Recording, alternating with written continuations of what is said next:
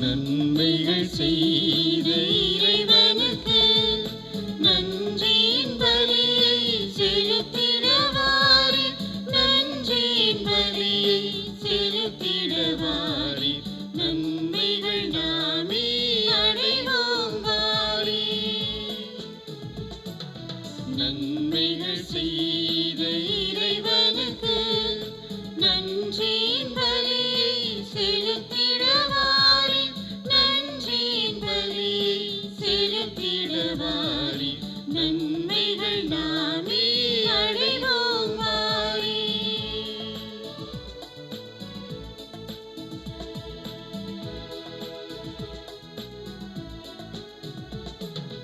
உள்ளத்தை தருவது திருப்பலியாம், உடைந்ததென்றால் அது பெரும் பலியாம். உள்ளத்தை தருவது திருப்பலியாம், உடைந்ததென்றால் அது பெரும் பலியாம்.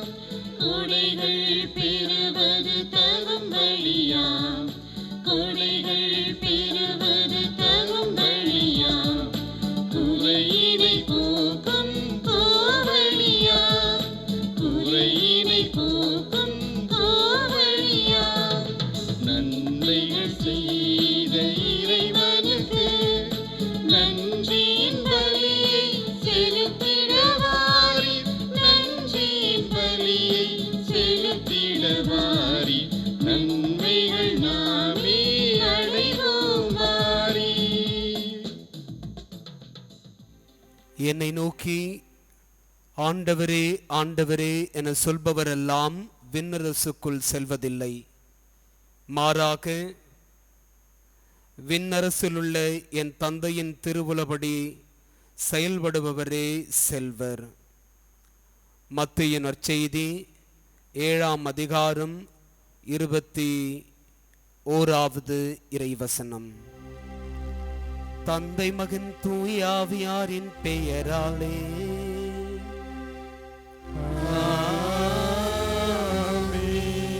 நம் ஆண்டவராகிய இயேசு கிறிஸ்துவின் அருளும் கடவுளின் அன்பும் தூய ஆவியாரின் நட்புறவும் உங்கள் அனைவரோடும் இருப்பதாக.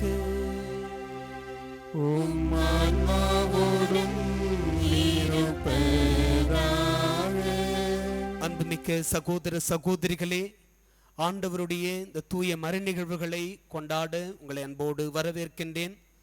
அற்புத குழந்தை இயேசுவின் திருப்பாதத்தில் உங்கள் எல்லாருடைய மன்றாட்டுக்களையும் ஒப்புக்கொடுத்து நானும் உங்களோடு சேர்ந்து ஜெபிக்கின்றேன். இன்றைய இறைவார்த்தை வழிபாடு நம்முடைய சொல்லும் செயலும் கடவுளின் திருவுளத்தை நிறைவேற்றுவதாய் இருக்க வேண்டும் என்பதை அழுத்தமாய் சொல்லுகிறது. இயேசு தந்தையின் திருவுளத்தை நிறைவேற்றுவதையே தன்னுடைய முதன்மை செயலாய் கொண்டிருந்தார். இயேசுவின் சீடர்களாய் சீடத்திகளாய் வாழ ஆசிக்கின்ற நாமும் கடவுளின் திருவுளத்தை செயல்படுத்துகின்ற அவருடைய மக்களாய் வாழ அருள் வேண்டி இந்த திருப்பலியிலே நாம் ஜெபிப்போம். தூய மறை நிகழ்வுகளை கொண்டாடிட தகுதி பெறும் பொருட்டு நம் பாவங்களை ஏற்றுக்கொள்வோம்.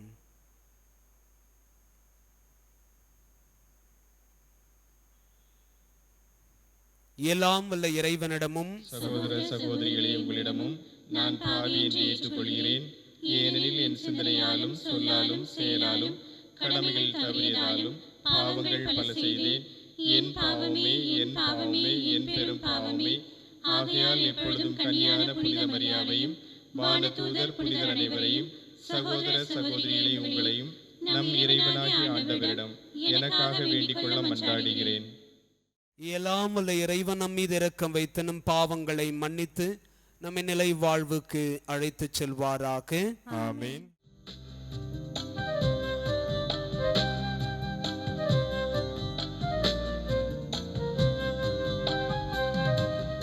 ஆண்டவரே இரக்கமாயிரும்,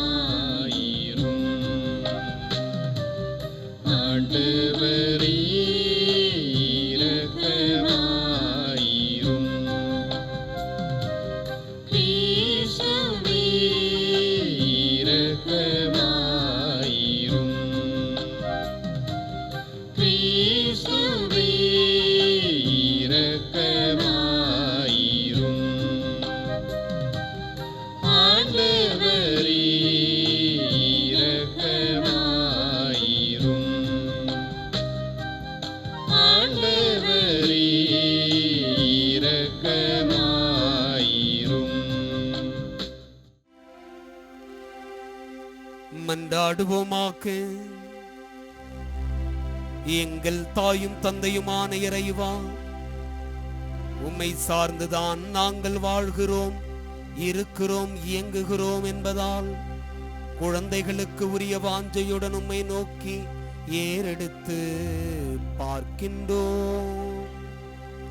காலம் காலமாக மனிதகுலம் எதிர்பார்த்து காத்திருந்த மீட்பராகிய உம் திருமகனை ஒரு குழந்தையாக பிறக்கச் செய்தீரே.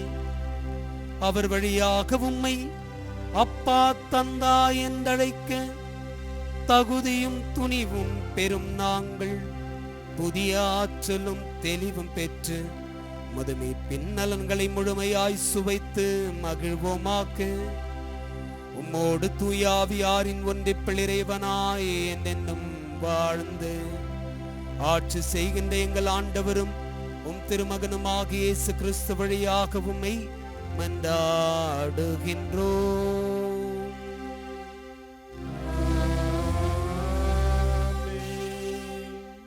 முதல் வாசகம். யோயாக்கினையும் வலிமை வாய்ந்த அனைவரையும் சிறைப்படுத்தி பாபிலோனுக்கு கொண்டு சென்றனர். அரசர்கள் 2ஆம் நூலிலிருந்து வாசகம். அதிகாரம் 24, இறை வார்த்தை 8 முதல் 17 முடிய. யோயாக்கின் அரசனான போது அவனுக்கு வயது 18. எருசலேமில் 3 மாதமே அவன் அரசாண்டான். எருசலேமை சார்ந்த எல்நாத்தனின் மகள் நெகுஸ்தா என்பவனே அவனுடைய தாய். யோயாக்கின் தன் தந்தை செய்த அனைத்தின்படியே ஆண்டவரின் பார்வையில் தீயதனப்பட்டதை செய்தான். அக்காலத்தில் பாபிலோனிய மன்னன் நெபுகத்நேசரின் படைவீரர் எருசலேம் மீது படையெடுத்து வந்து நகரை முற்றுகையிட்டனர். அப்பொழுது பாபிலோனிய மன்னன் நெபுகத்நேசருக்கு வந்து நகரை முற்றுகையிட்டிருந்த வீரர்களோடு சேர்ந்து கொண்டான். எனவே யூதாவின் அரசன் யோயாக்கினும் அவன் தாயும் அவன் அலுவலர்களும் தலைவர்களும் அதிகாரிகளும் பாபிலோன் மன்னரிடம் சரணடைந்தனர்.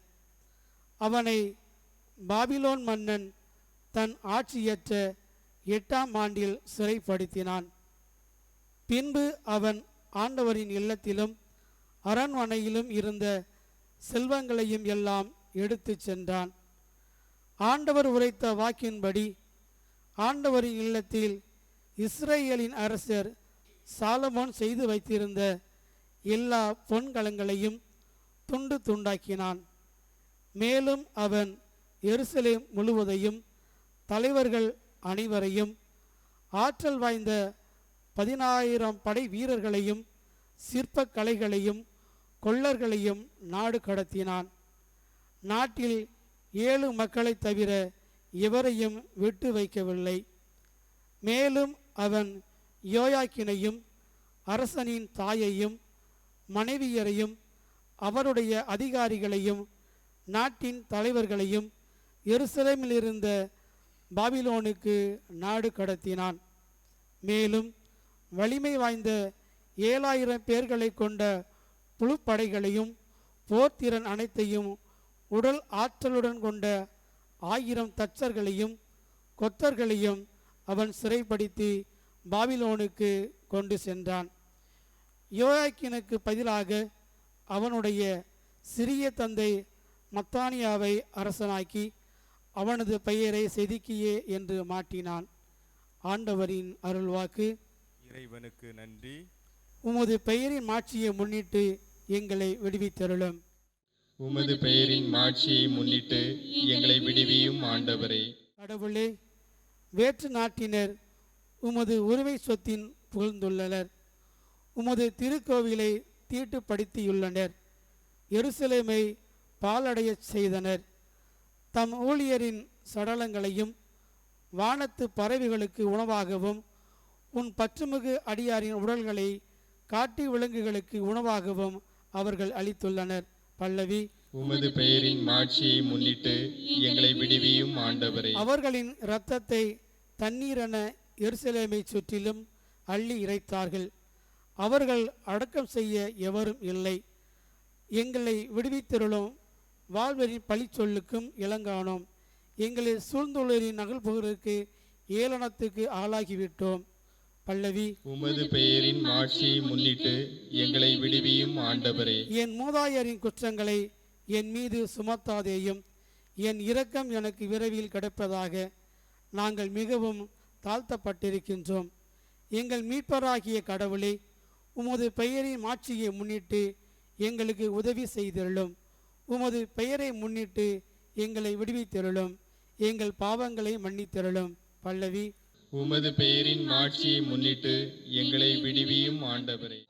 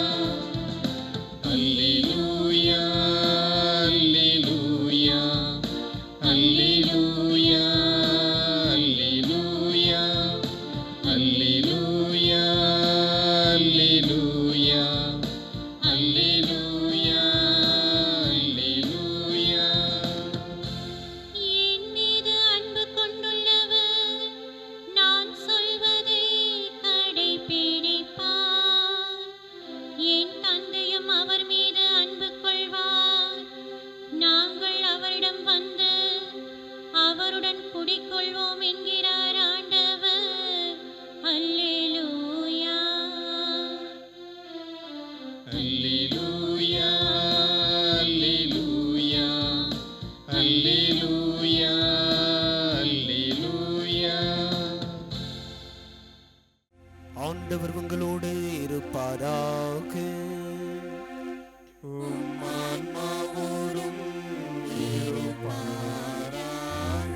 புனித மத்தேயு எழுதிய தூய நற்செய்தியிலிருந்து வாசகம்.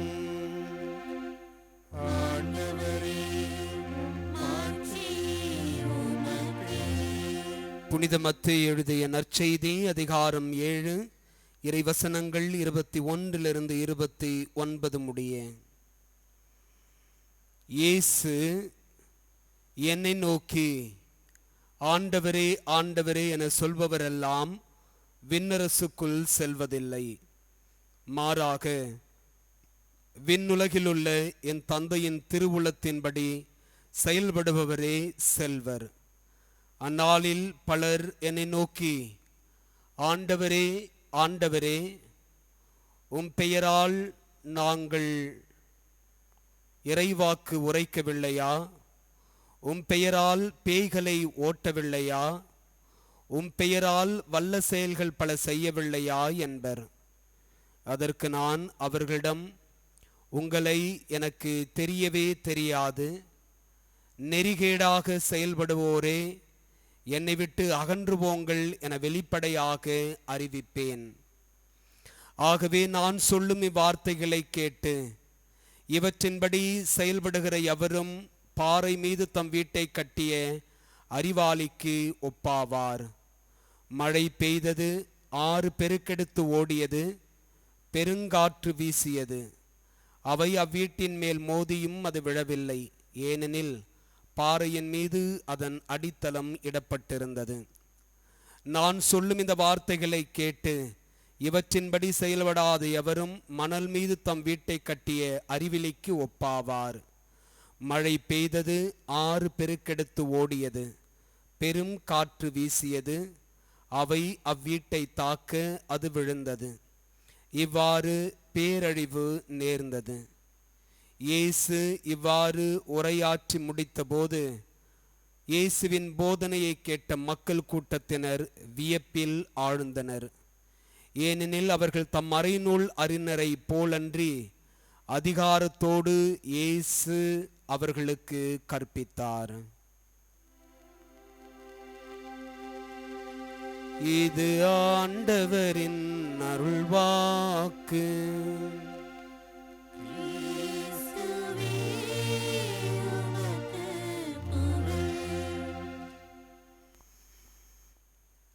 என்னை நோக்கி ஆண்டவரே ஆண்டவரே என சொல்பவரெல்லாம் விண்ணரசுக்குள் செல்வதில்லை, மாறாக விண்ணுலகில் உள்ள என் தந்தையின் திருவுளத்தின்படி செயல்படுபவரே செல்வர்.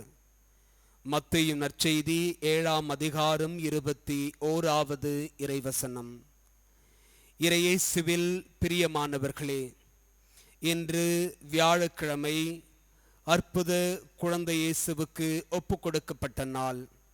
குழந்தை இயேசு உங்களையும் உங்கள் குடும்பங்களையும் நிறைவாய் ஆசீர்வதிக்கவும், குறிப்பாக உலகமே பெரும் நோய் தொற்றுக்கு உள்ளாகி மிகவும் வேதனையுறுகிற இந்த நெருக்கடி வேளையில் குழந்தை இயேசுவின் உடனிருப்பும் அவருடைய வல்லமை மிகு பரிந்துரையும் நமக்கான ஆசீர்வாதமாய் மாற உங்களோடு சேர்ந்து ஜெபிக்கின்றேன்.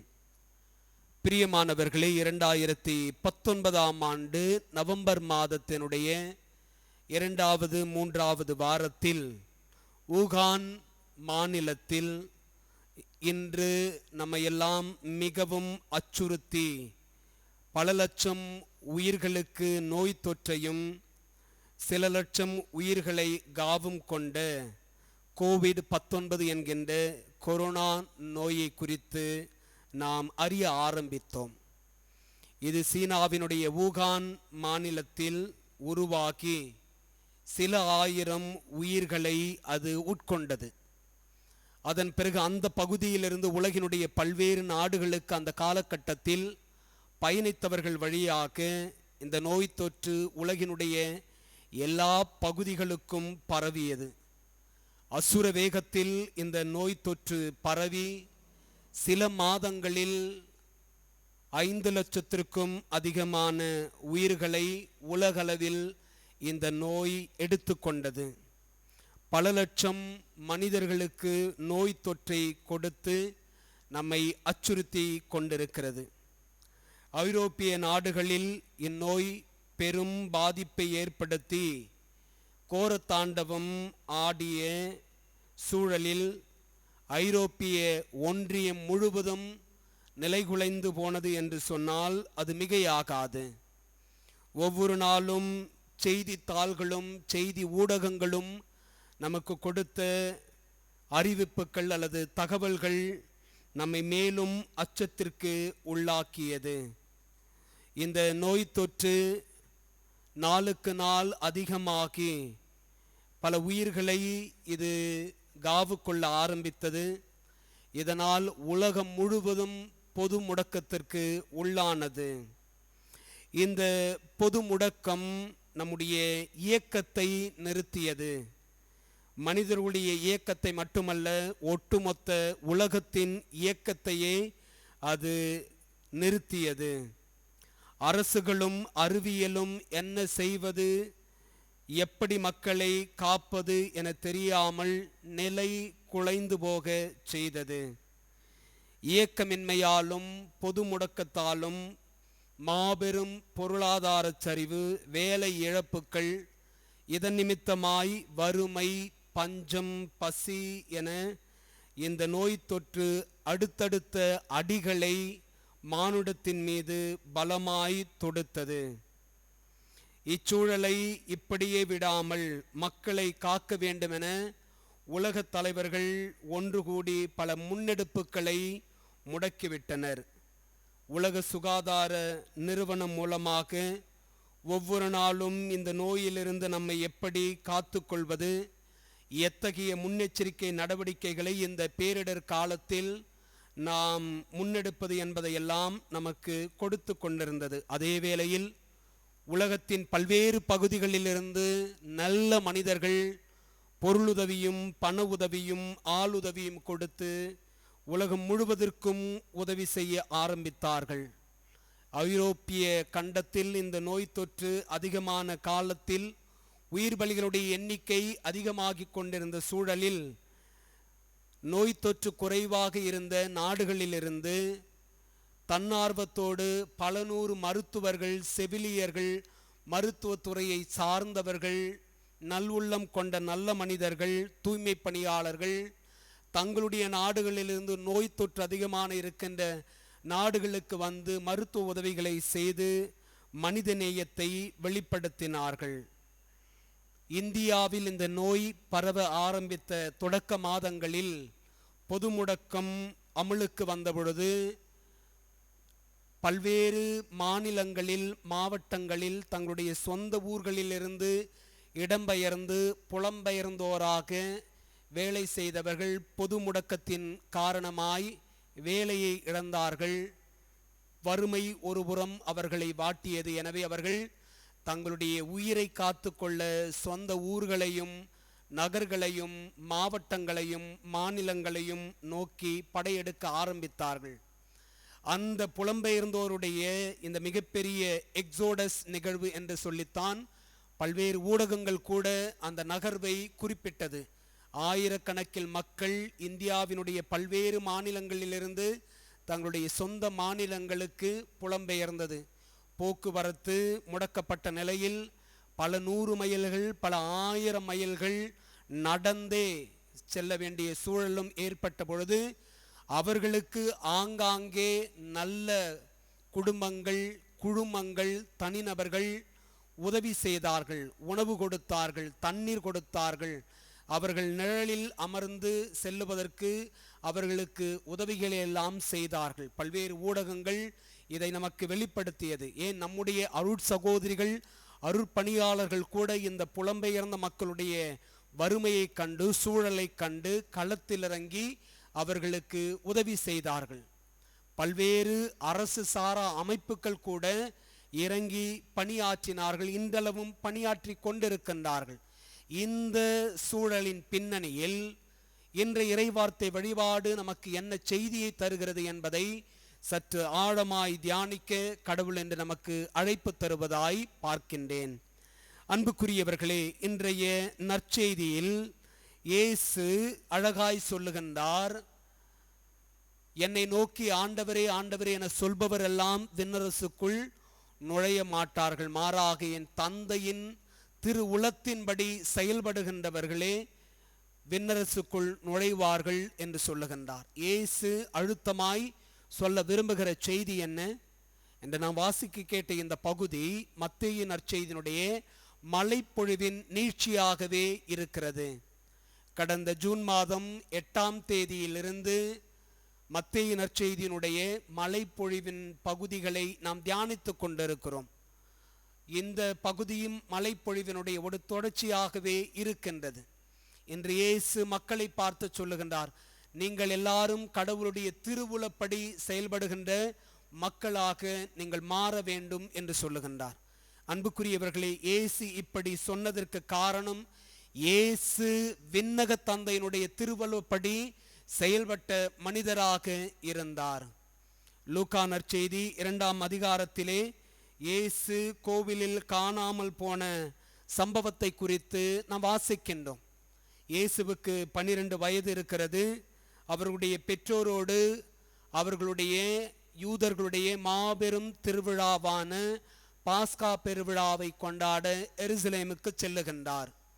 திருவிழா முடிந்து தங்களுடைய குடும்ப காணிக்கைகளை நேர்ச்சைகளை எல்லாம் செலுத்திவிட்டு குடும்பத்தார் வீடு திரும்புகின்ற பொழுது இயேசு கூட்டத்தில் இருப்பார் என்று சொல்லி யோசேப்பும் அன்னை மரியாளும் தங்கள் வழி நடக்கின்றார்கள். ஆனால் 3 தினங்கள் கழித்தும் இயேசுவை காணாததால் அவர்கள் இயேசுவை தேடி எருசலேமுக்கு வருகிறார்கள். அங்கு ஒரு காட்சியை காணுகின்றார்கள். மாபெரும் மறைநூல் அறிஞர்களுக்கு மத்தியில் 12 வயது நிரம்பிய பாலன் இயேசு அவர்களோடு வேதம் குறித்து, கடவுளுடைய வார்த்தை குறித்து, யூதர்களுடைய சமயம் குறித்து வாதிப்பதையும் விவாதிப்பதையும் அங்கு பார்க்கின்றார்கள். அன்னை மரியாள் ஆச்சரியத்தோடு நிற்கின்றாள்.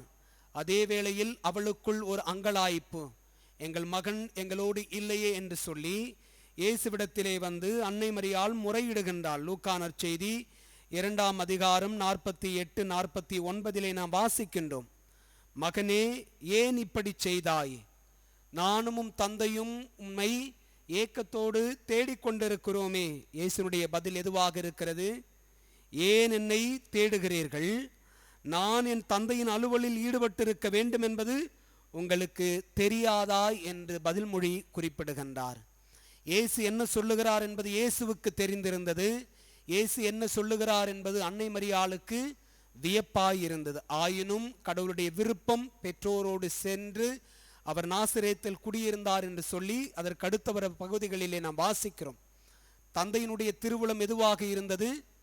கடவுளுடைய விருப்பத்தை நிறைவேற்றுவது, கடவுளுக்குரிய செயல்களில் ஈடுபட்டிருப்பதுதான் இயேசுவினுடைய செயல்பாடாக இருந்தது. அன்புக்குரியவர்களே, நம்முடைய தமிழிலே மிக அழகாய் சொல்லப்படுகிறது.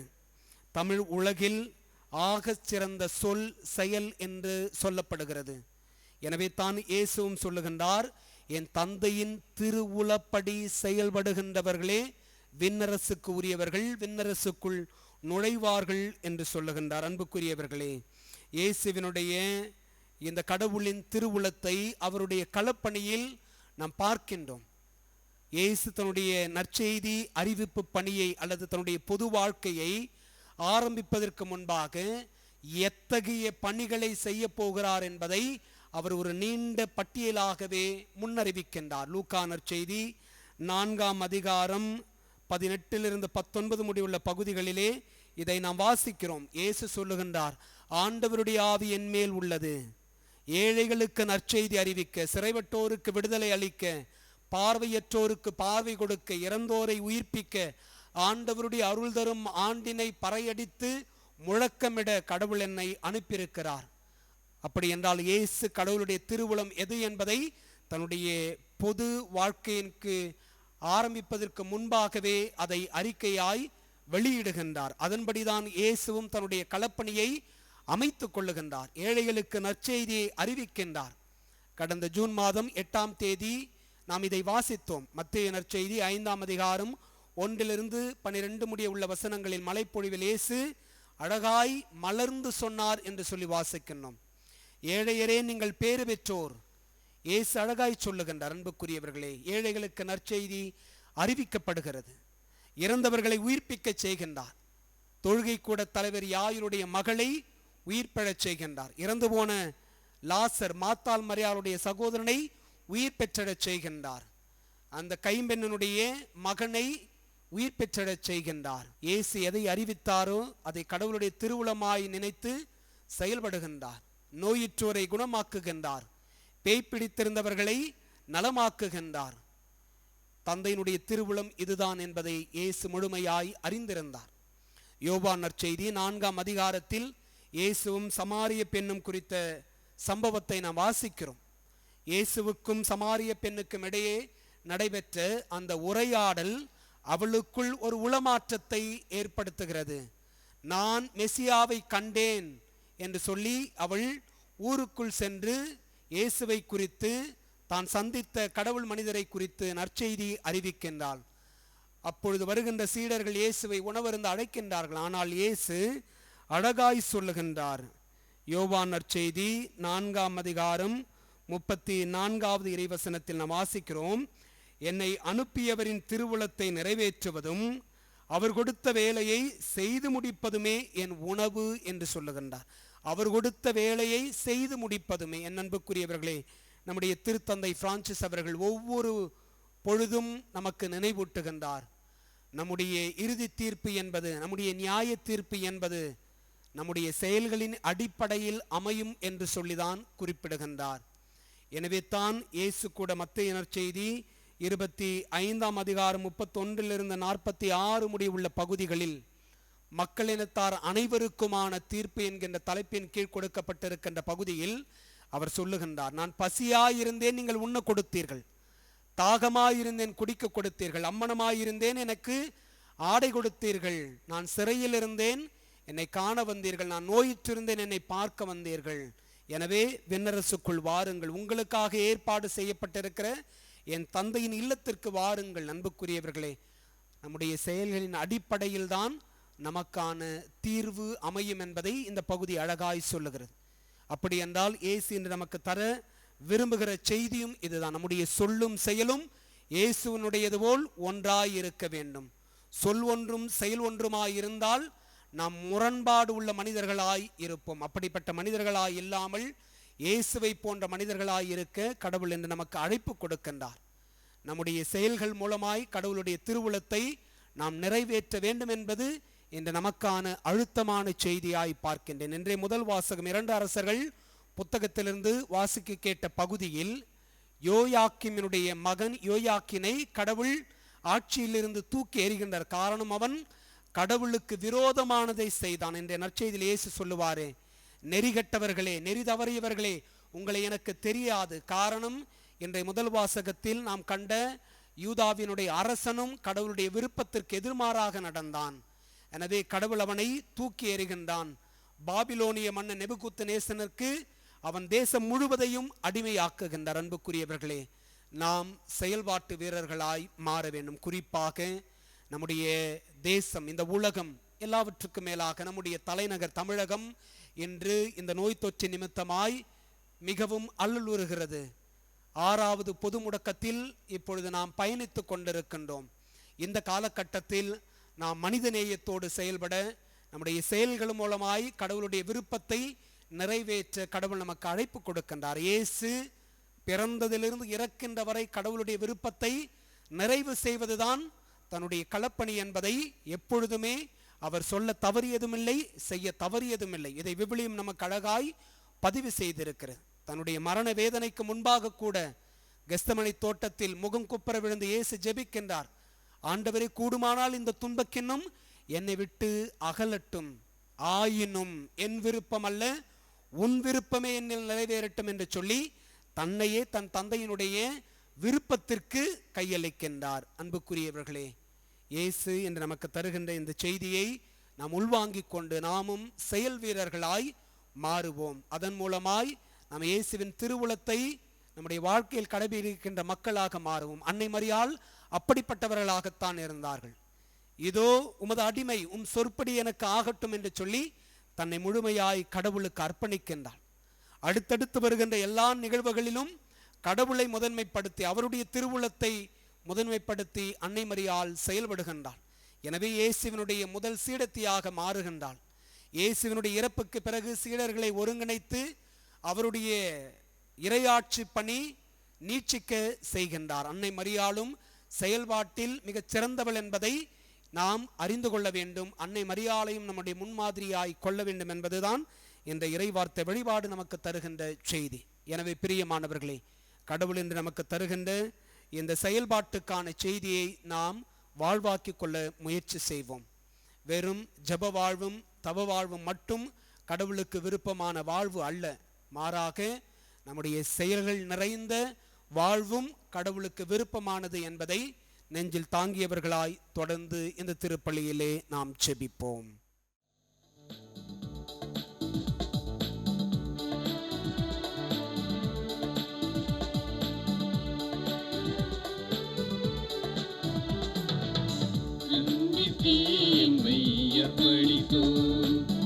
அனைத்தும் பகிர்ந்தே வாழுவோம், அன்பிற்கே எம்மை அர்ப்பணித்தோம். அனைத்தும் பகிர்ந்தே வாழுவோம், இதுவே எம் காணிக்கை, இதுவே எம் காணிக்கை, இதுவே எம் காணிக்கை, இதுவே எம் காணிக்கை. அன்பிற்கே எம்மை அர்ப்பணித்தோம், அனைத்தும் பகிர்ந்தே வாழுவோம்.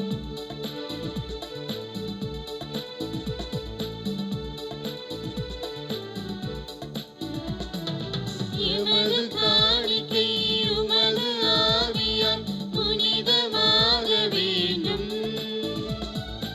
இதனால் அகிலமே மீட்பின் பாதையை இன்று காண வேண்டும். எமது காணிக்கை உமது ஆவியால் புனிதமாக வேண்டும், இதனால் அகிலமே மீட்பின் பாதையை இன்று காண வேண்டும். எங்கள் உழைப்பின் பயன்களும் நிலத்தின் கொடைகளும் உமக்கு புகழ் தர உலகம் உயர்ந்திட எம்மையை பலி தந்தோ, எம்மையை பலி தந்தோ. அன்பிற்கே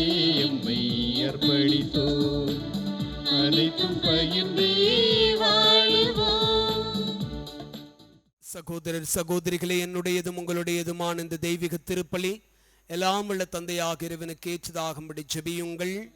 ஆண்டவர் தமது பெயரின் புகழ்ச்சிக்காகவும் மாட்சிக்காகவும் நமது நன்மைக்காகவும் புனித திரு அவையின் நன்மைக்காகவும் உமது கையிலிருந்து இப்பலியை ஏற்றுக்கொள்வோமாக.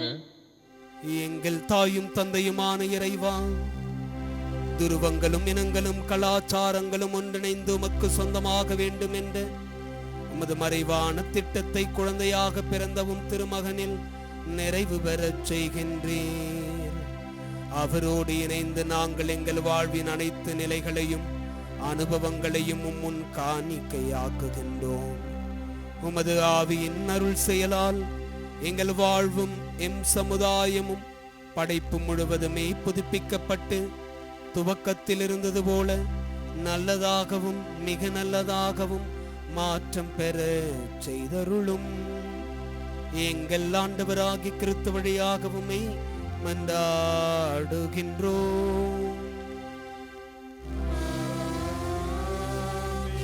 ஆண்டவர் உங்களோடு இருப்பாராக.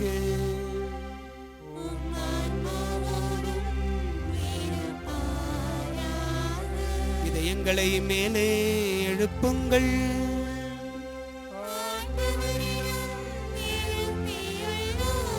நம் இறைவனாகிய ஆண்டவருக்கு நன்றி கூறுவோம்.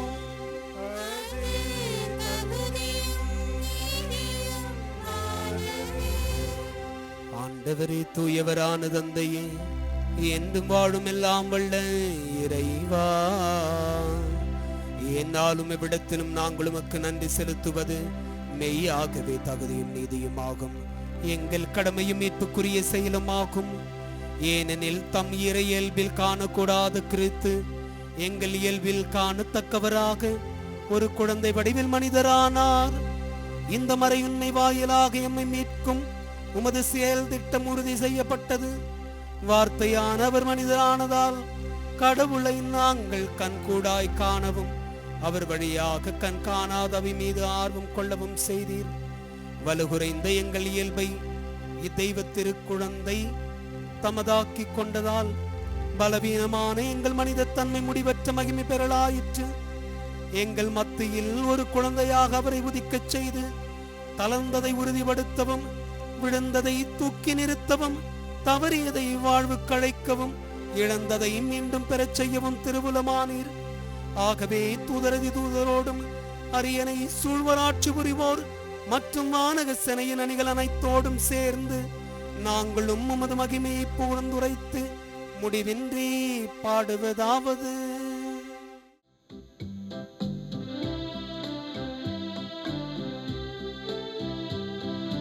தூயவர் தூயவர் தூயவர் வான்படைகளின் கடவுளாம் ஆண்டவர், விண்ணகமும் மண்ணகமும் உமது மாட்சியால் நிறைந்துள்ளன. உன்னதங்களிலே ஓசானா, உன்னதங்களிலே ஓசானா. ஆண்டவர் பெயரால் வருகிறவர் ஆசி பெற்றவர்.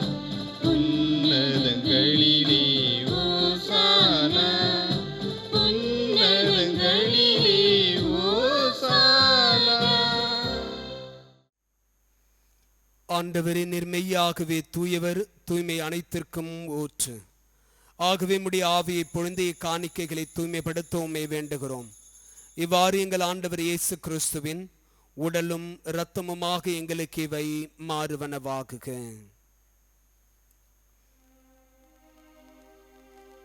அவர் பாடுபட உளம் கனிந்து தம்மை கையளித்த போது அப்பத்தை எடுத்து நன்றி செலுத்தி அதை பிட்டு தம் சீடர்களுக்கு அளித்த நம் தெய்வம் இயேசு கூறியதாவது: அனைவரும் இதிலிருந்து பெற்று உண்ணுங்கள், ஏனெனில் இது உங்களுக்காக கையளிக்கப்படும் என் உடல்.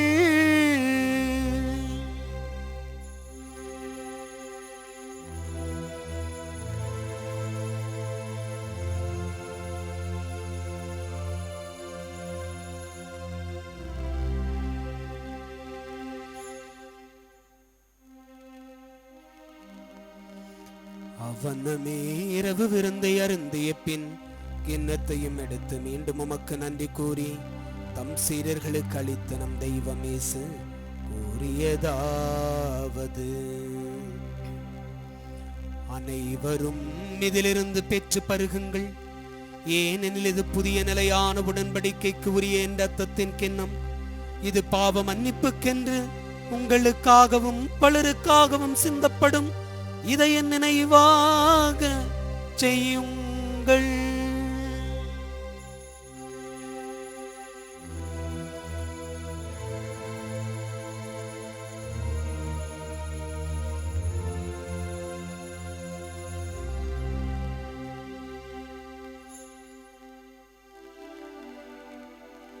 நம்பிக்கையின் மறை பொருள்.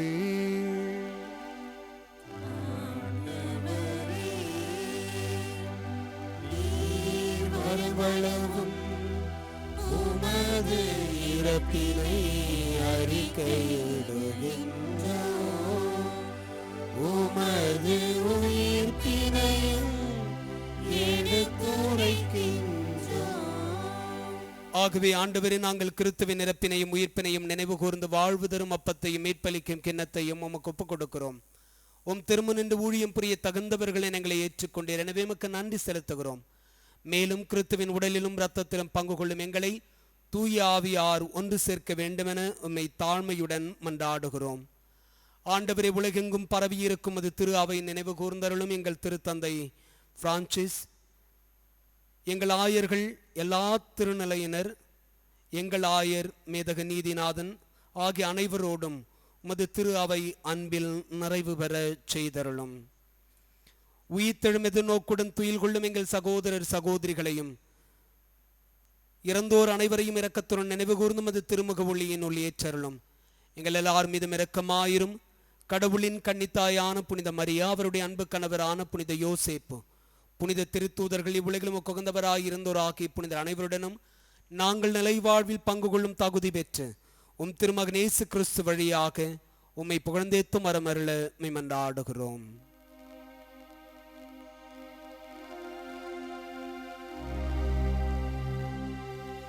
இவர் வழியாக இவரோடு இவரில் எல்லாம் வல்ல இறைவனாகிய தந்தையே, தாயே, தூயாவியாரின் ஒன்றிப்பில் எல்லா புகழும் மாட்சியும் என்றென்றும் உமக்கு உரியதே.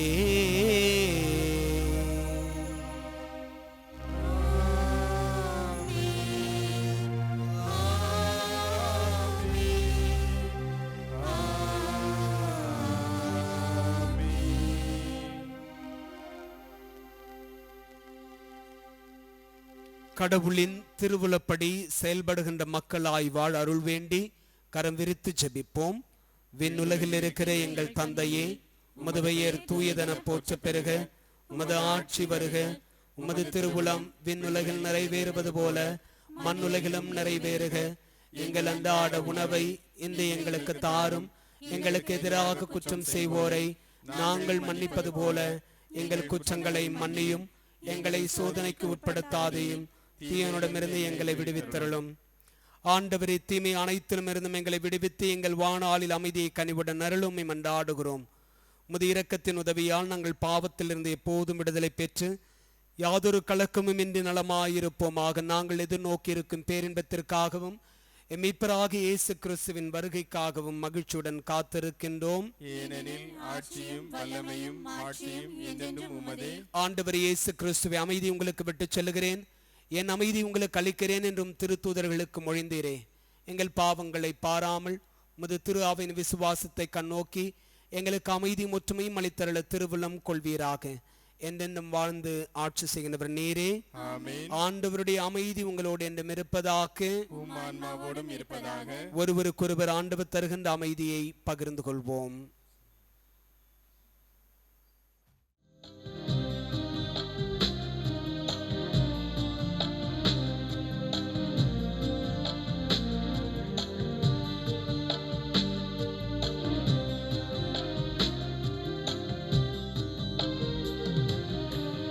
உலகின்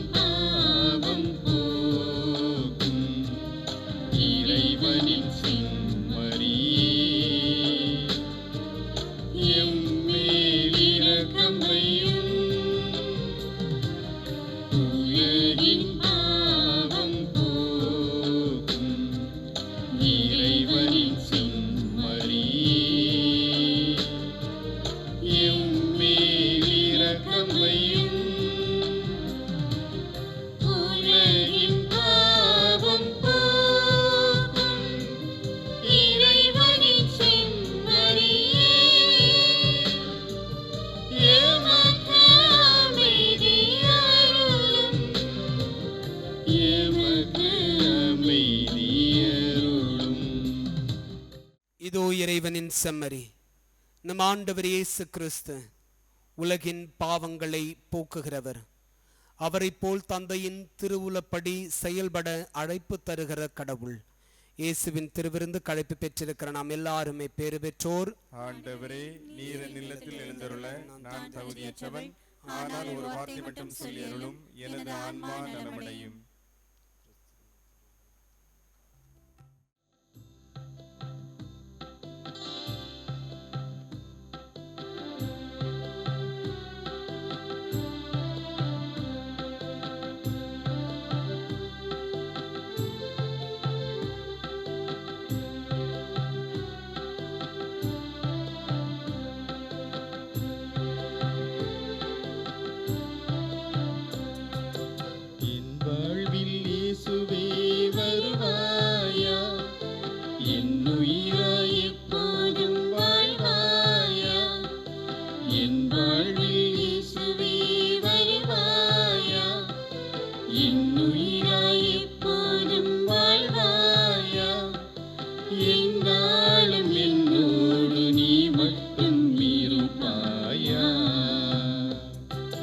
காலையில் கண் விழிக்க சூரியனாய் வருவாயா, கனவு காண்கையிலே வானிலவாய் வருவாயா.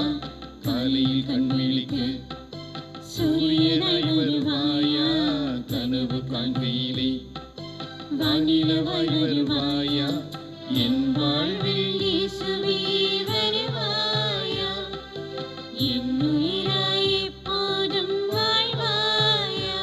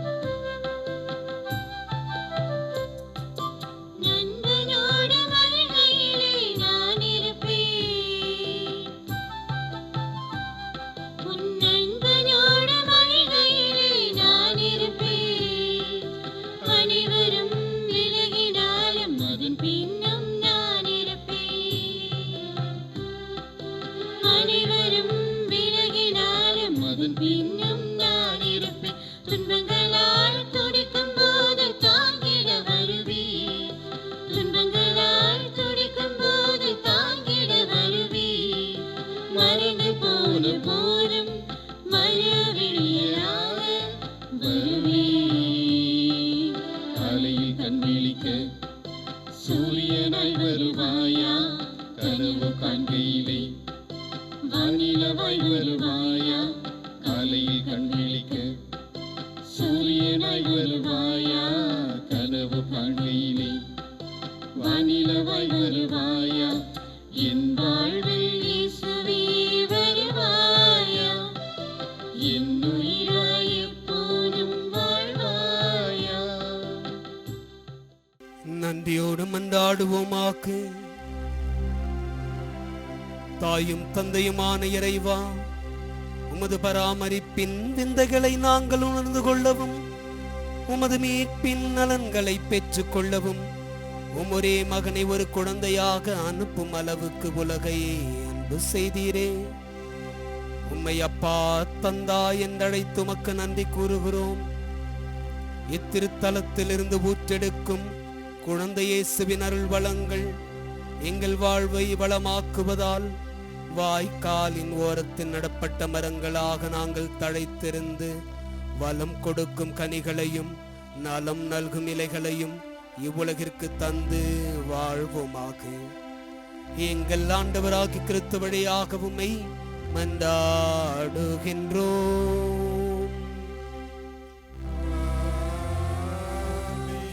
ஆண்டவர் உங்களோடு இருப்பாராக.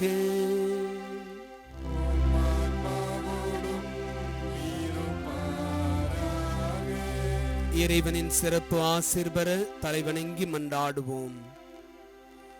இறைவனின் திருமகன் குழந்தை இயேசு பாவ இருளை அகற்றி மகிழ்ச்சி ஒளியால் நம் உள்ளத்தை நிரப்புவாராக. மன உருவான வார்த்தையானவர் அமைதியும் ஆசியும் மக்களிப்பையும் அளித்து உங்கள் அனைவரையும் நட்புறவில் ஒன்றாய் இணைப்பாராக. இறைவனின் ஆவி உங்களை ஒரே குடும்பமாக இணைத்து முடிவில்லா வாழ்வின் மகிழ்ச்சிக்கு உங்களை அழைத்து செல்வாராக. அற்புத குழந்தை இயேசு உங்களை பாதுகாக்க உங்களோடும், உங்களை ஆதரிக்க உங்களுக்குள்ளும், உங்களை காப்பாற்ற உங்களுக்கு பின்னும், உங்களை வழி நடத்த உங்களுக்கு முன்னும், உங்களை ஆசீர்வதிக்க உங்கள் மேலும் இருப்பாராக. உங்களுக்கு நற்சுகத்தையும் மகிழ்ச்சியையும் அமைதியையும் அருளையும் நிறைவாக தந்தருள்வாராக. என்றும் வாழும் எல்லாம் உள்ள இறைவன் தந்தை, மகன், தூய ஆவியார் உங்கள் எல்லாரையும் நிறைவாய் ஆசீர்வதிப்பாராக.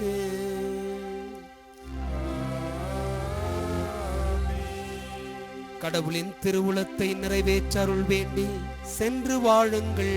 வாழ்க்கை பள்ளி தொடரட்டும்.